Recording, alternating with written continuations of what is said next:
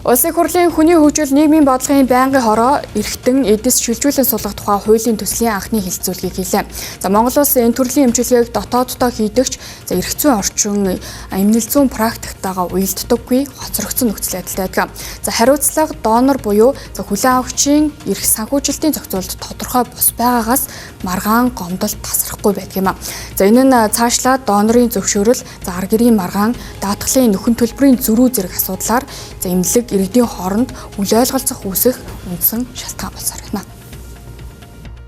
Энэ донорын эрхтэн эд эсийг сургалттай холбоотой ашиглах зохицуулалт энэ хуулийн төсөлд орсон уу?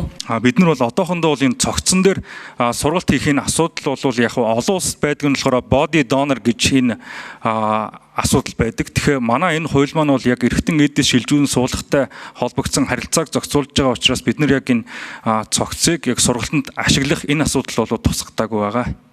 Технологи гэдэг бол маш хурдтай явж байна гэдгийг. Гэхдээ зүгээр яг санал хураагаас өмнө горимын санал хэлэхэд магадгүй нөгөө хүний гэдгийг орхишод амтны имийг давхар зохицуултыг бол энэ хуулинд амтан гэдэг үг ерөөсөй байхгүй байгаа. Тэгэхээр тэр зохицуултуудыг яах вэ? Хэрэгтэй болох уу, яах вэ гэх үү гэдэг нэг юм асуудал байна. За амттай донорыг бол ойлгож байна. Амьгүй донор гэдэгт аваар усалд ороод эмнэлэгт хүрэгдээд тэгээд тархины үйл ажиллагаанд зогссон.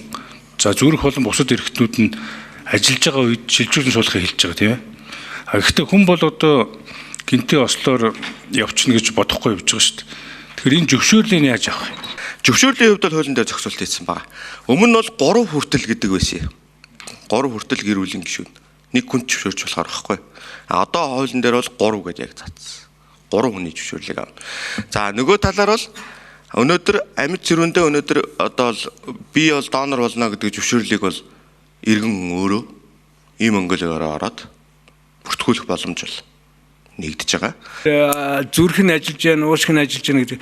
Тархины гэмтэл ороод төрхн гэмтээд эсвэл тархинд нь цус харваад ингээр хүн өөрөө амьсгалж чадхаа байцдаг.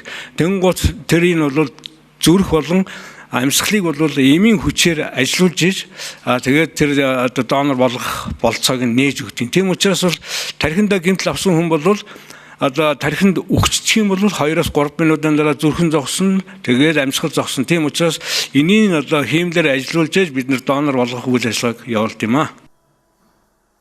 Жилбүр дундчаар 10 гаруй хүн донор олдохгүйгээс шалтгаалan амнасаа алдаж байна. За харин донорын ногоон карттай иргэдийн тоо 2500 орчим байдаг ч хангалттай цөөн биш. За одоогийн хуулиараа цусны донор болон эрхтэн эдийн донор нэг зохицуулалтад хамрагддаг нь салбарын онцлогийг бүрэн тусгаж чаддаггүй гэж үзэж тусдаа хууль гаргах шаардлага үүссэн гэлээ. Мөн өнөөдрийн хэлсэн хуулийн төсөл нь яаралтай эрхтэн эд эс шилжүүлэн суулгахад шаардлагатай нөхцөлд ажилдаг эмчимлэгийн багийг эрх зүйн эрсдлээс хамгаалах гол зорилготой юм а.